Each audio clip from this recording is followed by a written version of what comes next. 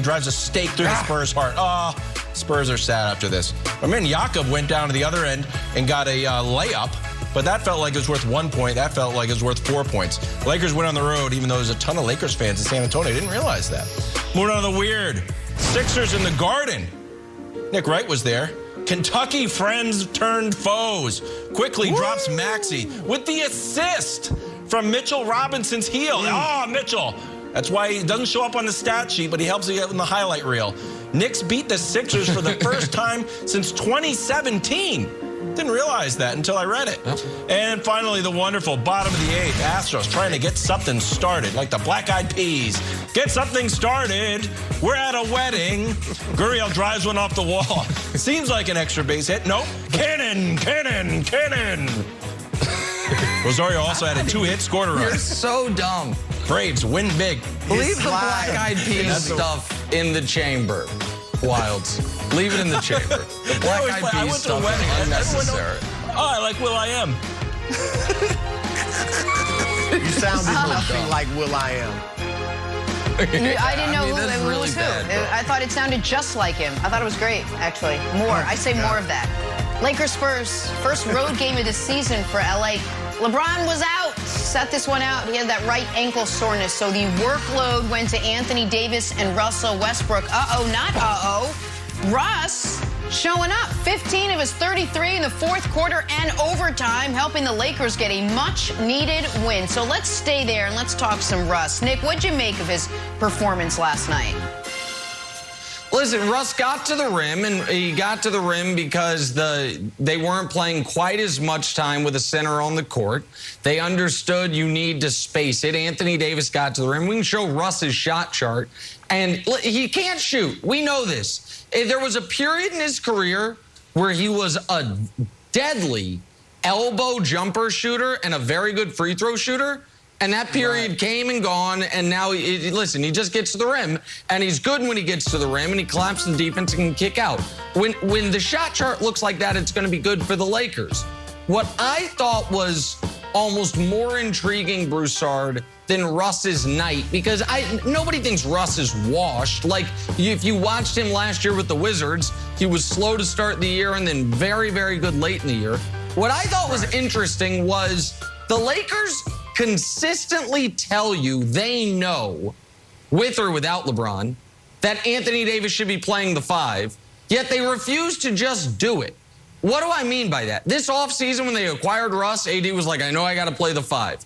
And then the start of the year, DeAndre Jordan is starting games. But usually, Broussard, teams start overtime with their starting lineup because your starting lineup is usually your best 5.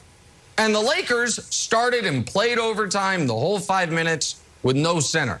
So it is odd to me and a little frustrating to me that it's not like there's a disagreement between the media and the Lakers about whether or not their best lineup involves a center. They know it. They told us that because their closing lineup doesn't have a center and their overtime lineup doesn't have a center.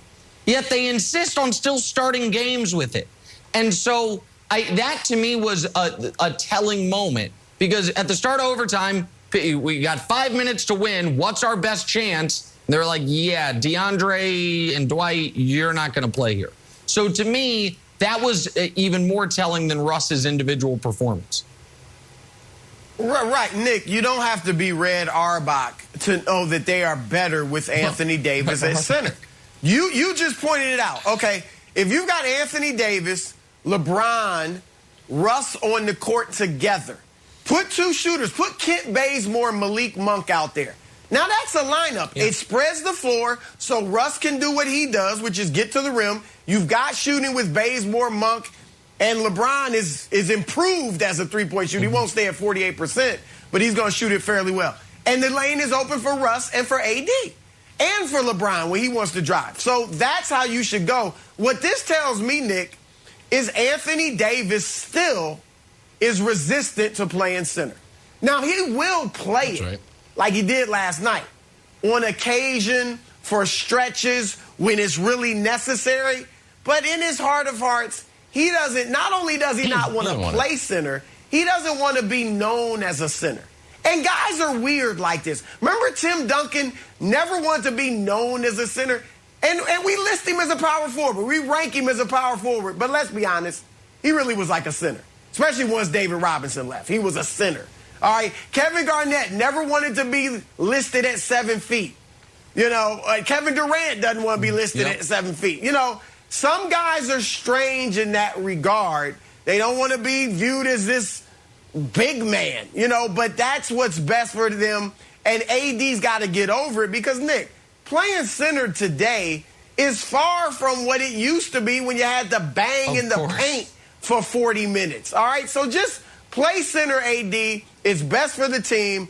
And the sooner the better because, as I said earlier, Wilds, they need to get LeBron, AD, and Russ playing a lot together, excelling together, and on the same page.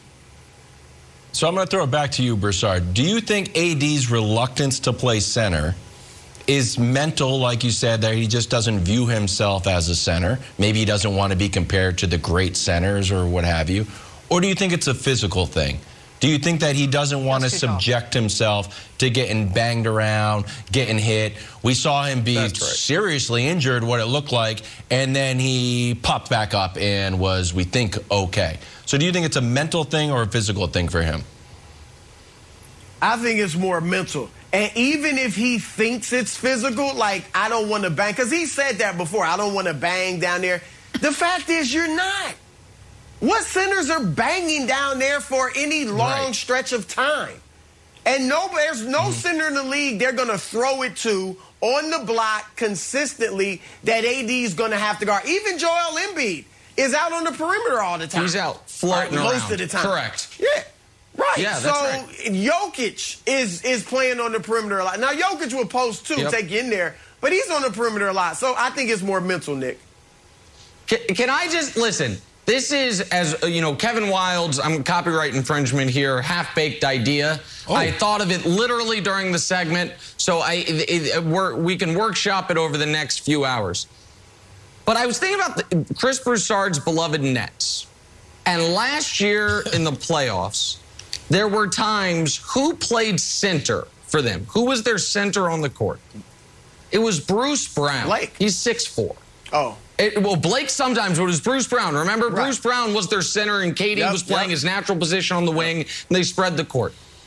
I wonder if the Lakers at practice want to experiment with some Russ at center lineups.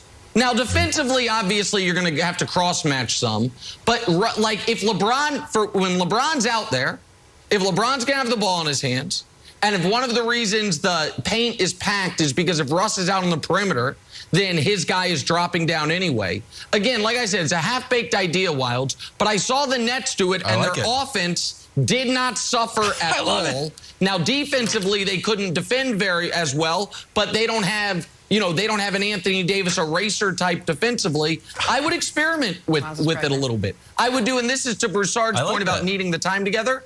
Wilds, I think you want to experiment with a lot of different things once LeBron's back in the lineup, which will either be tonight or in a couple days against Cleveland, with Russ, AD, and LeBron together, all kind of in different configurations. I love that idea. The fact Russ has got good post moves too. I know that we just the only highlights we show are him driving and occasionally bricking a three, but he can get down there, back somebody in, and he actually likes it. He's not a guy who just wants to drive all the time. If he gets more opportunities to rock the baby on somebody because he gets to back somebody down, he loves it. He's a great parent. Well, look, Nick, the fact is they don't have to call any of them a center. But at times, you can post Russ, to Wild's point. You can post AD. You can post LeBron at times, and you can spread the floor. So they've got a ton of options, and it's a bit baffling that they haven't really opened them up yet because they insist on starting DeAndre Jordan and playing Dwight a lot. And I'm not saying Dwight shouldn't play. DeAndre maybe shouldn't be playing very much. He wasn't even playing for the Nets who need size. But Dwight, you're going to need Dwight at times. But yeah, open it up, experiment. All right, Can I have one more experiment before we go to medals? Yeah, go. Sorry, Jenna, I said one because we kicked it. We kicked it around yesterday, and Well, sometimes I'll apologize. Sometimes I just want to take over. No, you should sometimes. Yeah. No, go. Nick, what do you think about Kevin Love? We've kicked around Kevin Love as like, maybe a Kevin Love buyout. It'd be huge. And it feels like the thing that might happen, but do we actually just want to make like a firm prediction that like, look, you know who your center is? He's in Cleveland right now. And come playoff time, Kevin Love is going to be the center. So how firm are you with that? Listen, I don't think Kevin Love's a great player anymore, but he can knock down threes, he can space the court, and he doesn't mind being called the center. So, yeah, I do. Listen, the Cavs are like a little surprise frisky this year. I don't know that Kevin Love's great for that, like what they're building there anyway. It's going to be a financial question. How much of a haircut will he take on a buyout? But I do think Kevin Love ends up on the Lakers as their starting center, and that fixes a lot of the spacing issues. Starting center. And can he be healthy? Change it. Don't call it center. Call it something else, and AD will want to go down there.